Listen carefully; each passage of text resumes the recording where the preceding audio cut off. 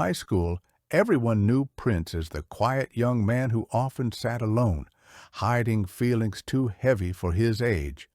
His heart belonged to a girl named Memory. She had a gentle smile and a spirit that lit up every room she entered.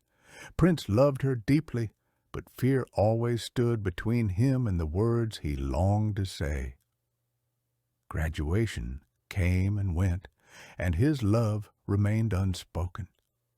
After high school, life separated them for a while, but fate, patient and kind, brought them together again. Older now, braver, Prince finally confessed his love. Memory listened, and what had once been silence turned into something beautiful. They became lovers, living in a happiness that felt strong and true. Then came Leonard Muru. Leonard was bold, confident, and determined. He developed a crush on Memory and refused to let go, even knowing she was already in love. Slowly, through persistence and charm, he worked his way into her heart. Prince noticed the change too late. One painful evening, Memory admitted the truth. Her feelings had shifted. She had fallen for Leonard Muru. Prince was shattered. Love turned into sorrow, and sorrow into anger. Consumed by betrayal and desperation, he sought answers in forbidden places. He went to the Sangomas, pleading for justice that twisted into revenge. Dark rituals were performed, and a curse was released into the night. Not long after, storm clouds gathered violently. Thunder roared as lightning tore through the sky. In a single, fatal strike, Leonard Muru was killed. The ground beneath him burned and broken. The village whispered in fear. Memory mourned in tears. And Prince, though his rival was gone, found no peace. The revenge he sought brought him no relief, only guilt and emptiness. He learned too late that love lost through vengeance cannot be reclaimed, and that some actions leave scars no lightning can erase. After Leonard Muru's death, the world fell into silence. Grief wrapped Memory in confusion, heavier than tears. Then one morning, her body revealed a truth her heart was not ready to face. She was pregnant, but certainty did not come with the news, only fear. Unsure of the child's father and terrified of standing alone, Memory made a choice. She said the child was Prince's. Far away, Prince had disappeared from the life he once knew, hiding from the storm he had summoned. Then the news reached him. Memory was pregnant, and she was claiming he was responsible. For one fragile moment, Prince felt happiness. A living bond still tied them together, something that might bring her back. But fear followed immediately behind. What if love reunited them only to expose the truth he buried beneath thunder and fire? Every storm reminded him. Every silence accused him. What if Memory began to ask questions? What if she discovered how Leonard truly died? Standing alone beneath a distant sky, Prince understood the cruel truth. The child could save him or destroy him, because some sins do not die. They wait to be revealed.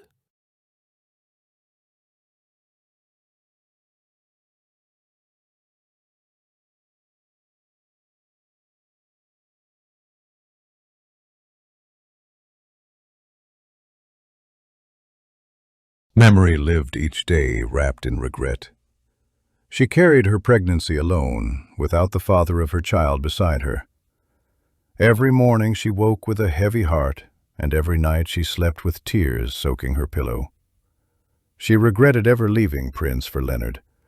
She regretted turning her back on the one man who had loved her purely, quietly, and completely. Now that love was gone. Her parents, ashamed and afraid of the whispers in the village, could no longer protect her. They told her to leave and go stay with the father of her unborn child.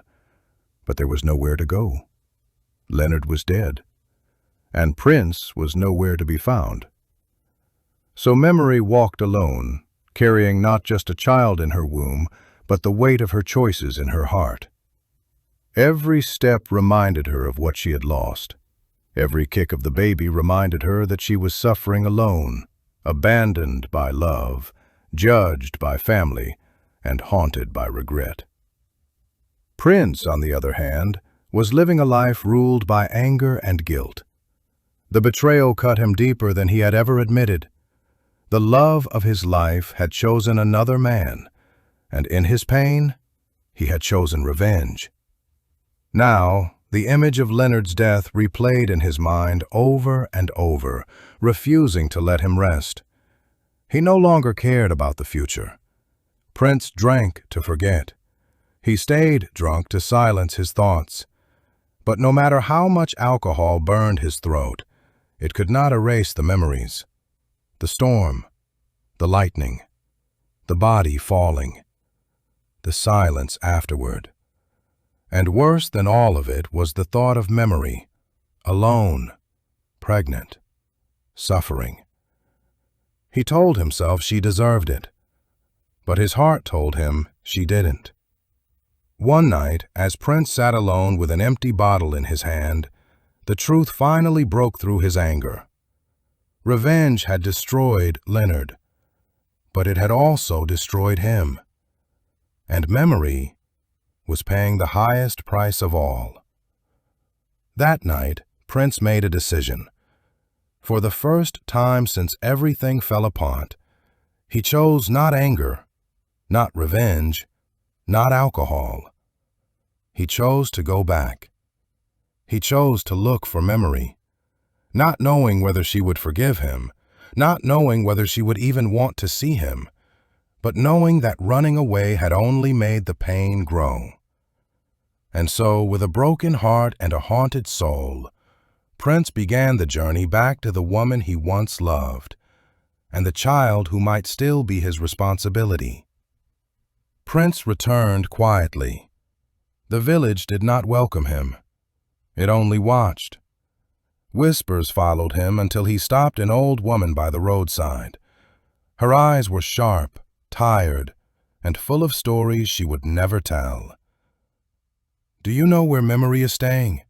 Prince asked. The old woman studied him for a long moment. "She stays alone now," she said finally. "At the edge of the village, that small house near the dry fields." Prince thanked her and walked on. The house was smaller than he expected, lonelier. Prince stood outside the door, his heart heavy with questions he was afraid to ask.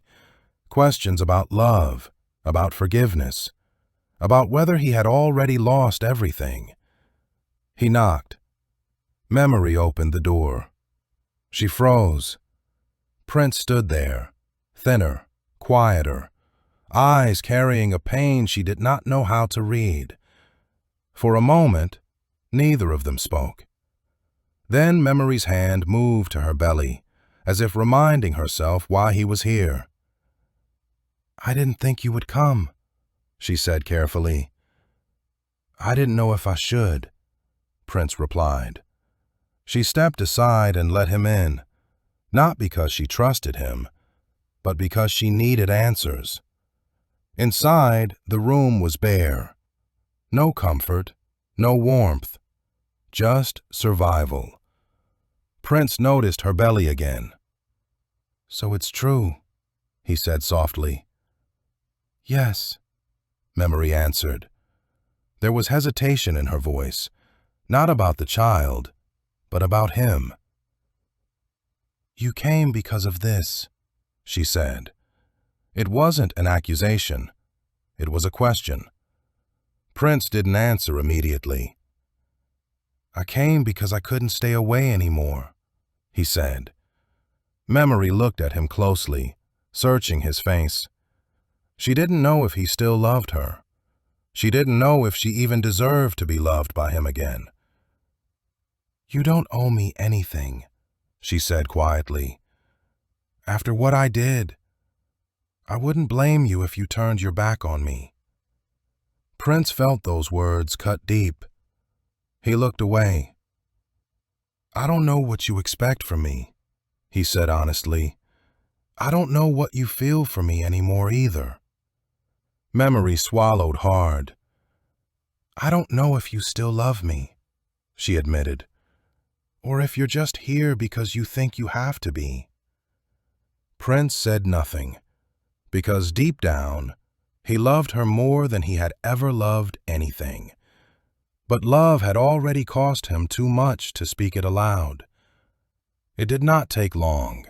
In a village, silence is never empty. It is loud with questions. By the next morning, people knew Prince had returned. They had seen him walk toward Memory's house. They had seen him leave before sunset. And by nightfall, the whispers had hardened into judgment. Women spoke in low voices near the well.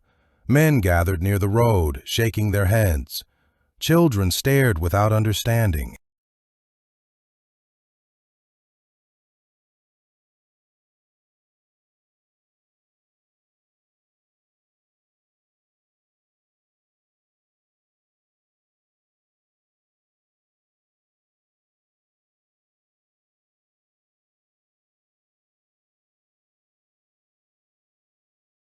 After Prince returned, life did not change all at once.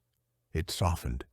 Without announcing it, without promises or explanations, Prince began living with Memory again as if it were a normal life. Not as lovers, not as strangers, just two people sharing the same roof and the same silence. Prince rose early every morning. He did odd jobs wherever he could find them. Some days he worked in the fields. Other days he fixed broken fences, repaired roofs, or carried water for neighbors. He accepted the work quietly and returned home before sunset, bringing whatever he had earned. At home, he did not rest. He chopped wood. He fetched water. He fixed doors that no longer closed properly. He patched the leaking roof. Small things, ordinary things, the kind of life that asked no questions. Memory watched him at first with caution. She did not know if this calm would last. She did not know if one day he would grow tired and disappear again, so she said little and expected less. But Prince stayed. He cooked when she was tired. He listened when she spoke. He never touched her unless she moved closer first. He never spoke of love, forgiveness, or the future. Slowly, the silence between them changed. It became less sharp, less heavy. The village noticed, too. People saw Prince leave early and return before dark. They saw him working, providing, staying. The whispers did not stop, but they softened with time. And Memory's belly continued to grow. Each day made it more real. Each movement of the baby reminded her that whatever lay between her and Prince, something else now depended on them both. Prince noticed every change, how she tired easily, how she paused while walking, how her hand often rested on her belly without thought. He never asked questions.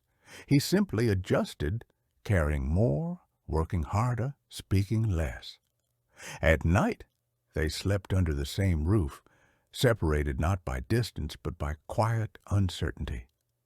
Some nights, Memory lay awake, listening to Prince's breathing, wondering if this peace was real or only borrowed time. Some nights, Prince stared at the ceiling, wondering if this ordinary life was punishment or mercy. Then one night, everything changed. Memory stopped mid-step. Her breath caught. Her hand pressed hard against her belly. Prince looked up immediately. The pain came again, stronger than before. Her breathing grew uneven. "It's time," she whispered. Prince nodded, even though his hands trembled. He helped her sit, helped her stand, helped her move slowly to the bed. Outside, the night settled quietly over the village, unaware that a life was about to enter the world. Prince sent word quickly. The women came carrying cloths, water, and quiet authority. An older woman took charge. Prince stepped back and waited near the doorway. Time moved strangely that night. Minutes stretched into hours. Memory's cries filled the house, faded, then returned stronger. Prince paced quietly, stopping every time her voice broke. He wanted to speak. He wanted to help. But all he could do was stay. At one point, everything went silent. Too silent. Prince's chest tightened. Then a cry cut through the night. Small, sharp, alive. Prince froze. An older woman stepped out. "It's a boy," she said. Prince could not speak. When he was finally allowed inside, Memory lay exhausted, pale but alive. In her arms was a small child, breathing, real. Prince stood still. Memory looked at him, her eyes tired and unsure. "It's done," she said softly. Prince nodded. For the first time in a long while, he let himself breathe.